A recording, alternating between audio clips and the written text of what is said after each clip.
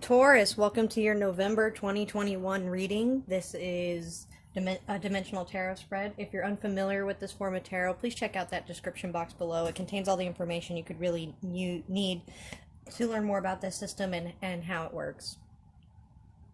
Remember to also check out the description box below. It has email addresses and an Etsy shop. You guys can reach out to those if you're interested in scheduling a reading.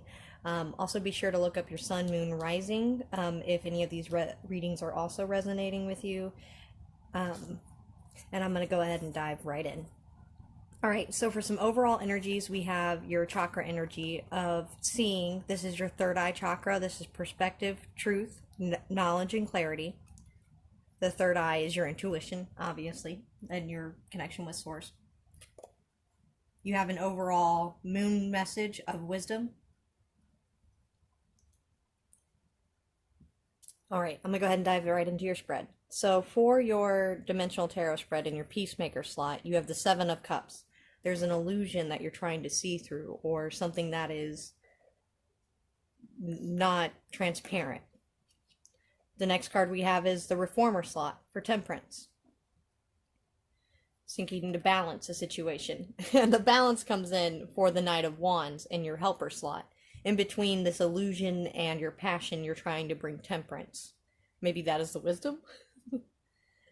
In your Achiever slot, we have the World. We have completion. This is maybe the end of a tough cycle, so you're looking forward to things beginning anew.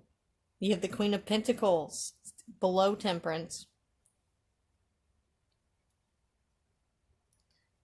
And that is your individualist, so that's like your strong, authentic sense of self, and for that you're standing in the Queen of Pentacles. In your mind space, however, you harbor the Nine of Swords, so there is some mental woe for you. That possibly is the Loyalist exhibiting judgment. Next you have your Enthusiast with the Page of Swords. And last we have the Five of Swords at your Challenger. If you look at this in the Seven of Cups, the World, and Judgment, which is the Peacemaker, the Achiever, and the Loyalist, there's an inner triangle formed here. There's an illusion you're trying to see through. Maybe you think you're at a place of completion, but you're mentally feeling as if you are not. Maybe you're being too hard on yourself. Maybe you're not giving yourself that tenderness and love right now, but for some reason, even though you're standing in strength here at the Knight of Wands and the Queen of Pentacles, and you do have balance, there's something here in your mental space that is causing you woe, and also instinctually. So these three cards here represent your instincts and anger, and instinctually, I think your Reformer, you have the inkling of knowing that you need to be doing something. This something might even feel like the right thing, the thing to balance the situation. But you don't know if the way that you're proceeding forward is too brash or not. And with that, you could be agonizing over details. And if you're hurting others, or what that could look like for you, whatever it is that you're trying to see through here. On the bottom of the deck, we have the Chariot. Apologies, I'm sorry, I coughed. I coughed. Because you're charging through. On the bottom of the deck, you want to charge through. Maybe this is where all the mental woe is, the Nine of Swords. Maybe this is why you're being called to temperance itself. Because if you do charge forward and do something, the Page of Swords often exhibits very immature energy. So the enthusiast in you definitely wants to strike forward. But your mental space here, instinctually, and in your mental space, you're having a lot of confusion. The swords are representative of air sign, that's your mental space, and so there's a lot of confusion swirling around, and I think in a way it's also messing you up with your intuition, with your ability to see. Maybe some time with source, some time alone, and you'll be able to regather your energies.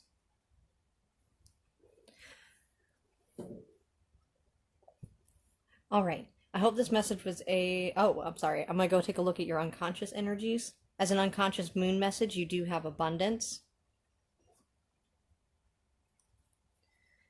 Maybe that is what you're fearing, a loss of your abundance, or maybe you're trying to have a pursuit of your abundance, but you don't know what that looks like. And maybe you're scared of making the wrong decisions, even though you want to charge forward. It can be trying to shake off the stagnant energy of this time, especially with the pandemic, and you've been kind of stuck at home or stuck in a situation, unable to move forward. That can be very taxing. All right, before we conclude, I'm going to take a look at your 7 chakras. At your root chakra, we have the courageous peony, multifaceted, unique nature, let yourself be seen. Oftentimes with the peacemaker, they'll spend a lifetime trying to appease and make those around them happy, so much so that they become almost an illusion to themselves and who they really wish to be. It's not a bad thing, but it's the power of the peacemaker. The peacemaker can encompass all of the Enneagram types, and further, they crown the top of the spread. The peacemaker is who we want in between the performer and the challenger, yes. And also they are the center of the anger and instinct triad. The reason this is also so is they have the most trouble tapping into that instinctual energy. So right now, maybe you're being called to tap into this energy and it feels so foreign and scary and overwhelming for you that you're not able to. And that's okay too. It's okay not to be okay with your power right now, but I think you'll slip into it as time goes on. Especially if you do take this time to work with your root self, your balanced self. Then you can grow forward. At your solar plexus, we have called. Soul gifts and training. It's time to step up.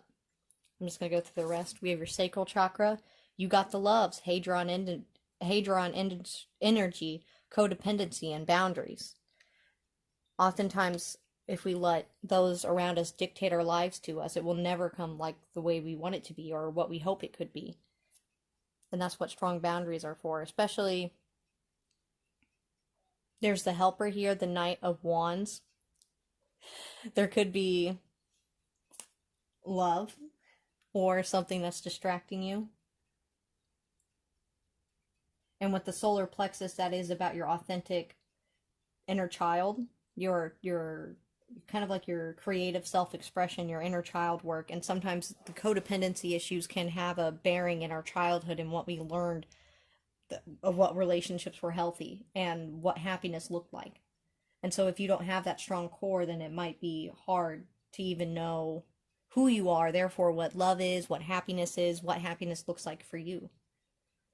But I think you can get there. Next, we're going to look at your heart chakra. Surrender to the sweetness, Venus energy, pleasure, joy, make love to life. Oftentimes, if we get stagnant in life, we'll blame life for all of our misgivings, and really, life is just happening and you're existing in it, and all of the things that we confuse ourselves with as mattering, they don't.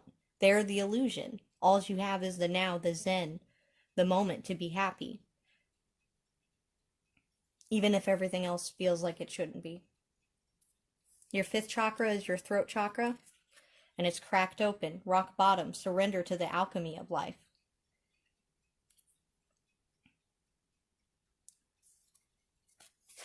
Taking a look at your 3rd eye chakra, we have earth, learning how to be human, in the world but not of it. Seeing as, your overall chakra energy is your 3rd eye chakra, seeing, balancing yourself and tapping into your own inner wisdom, I think, is going to be so helpful for you. And finally, at your crown chakra, you have jump in, Adrian energy, adventure, say yes to change. Stagnation is death. Don't allow it to overcome you or take you. And lastly, I'm going to take a look at your underlying chakra energy. You're not for everyone. Embrace your weirdness. Face your true north. Be you, Taurus. That's what we all want to see anyway. And finally, as an unconscious chakra energy, we have our crown chakra, and we have presence, awareness, attention, reality, connection, not being lost in the void of self, but losing yourself to the flow of life itself. And then you'll feel much less stagnant. All right, Taurus, I hope this message was able to help you in any way. I can't wait to see you guys in the next message, and I hope you have a good time until then.